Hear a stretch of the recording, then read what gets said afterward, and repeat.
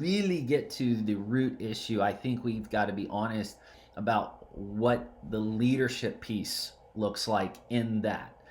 And when I think about the wineskin that Jesus made before he poured out the new wine of his Holy Spirit, he created this amazing context in the form of apostles and disciples that were leading in community. The apostles were given Jesus's example of leading in community. And we may have that idea, but we're missing the mark. Because, for example, we can expect visitors to join a small group, but our own staff and leaders don't often have relationships that go beyond the church campus. That was before a mark of focus or loyalty or just simplicity of heart to just be content and be all in with the house.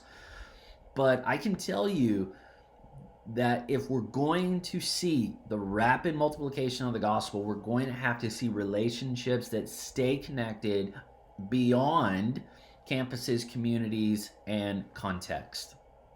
And so there is a call to action to shift our thinking and then also to shift our leadership approach. So obviously a traditional corporate org chart kind of looks like this.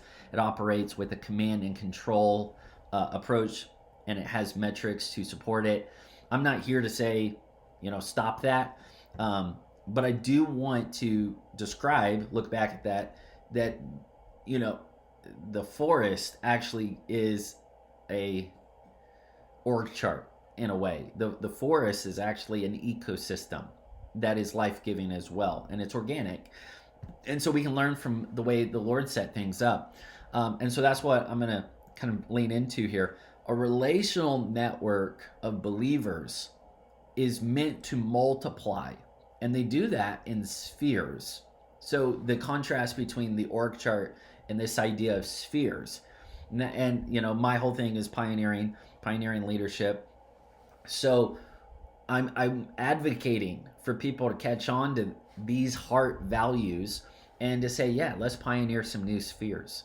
Let's find pioneering leaders that have a network or a metron of relational influence, not hierarchical positional authority, but they have real relational depth in specific people groups, contexts, communities, networks, industries, and let's begin to get behind them and give them, kingdom mindset, movement best practices, and really begin to accelerate the expansion of the gospel through Great Commission communities and Great Commission cultures. So all that is kind of a mouthful, but let me get back to the notes here. These sphere pioneers are believers who become leaders who can pioneer a new sphere. And it might be a mission field, it might be their market, it might be a metron, like I mentioned. It may be a house of peace, or it may be a person of peace. But we've got to see leading in community where the community is not just for the sake of the hub, but the community is for the sake of the harvest. So there's more that I'd like to share, but I want to give two high-level themes that have deeply shaped the way I think about leadership communities right now. And it's this idea of sharing the load and preparing the way. Sharing the load and preparing the way.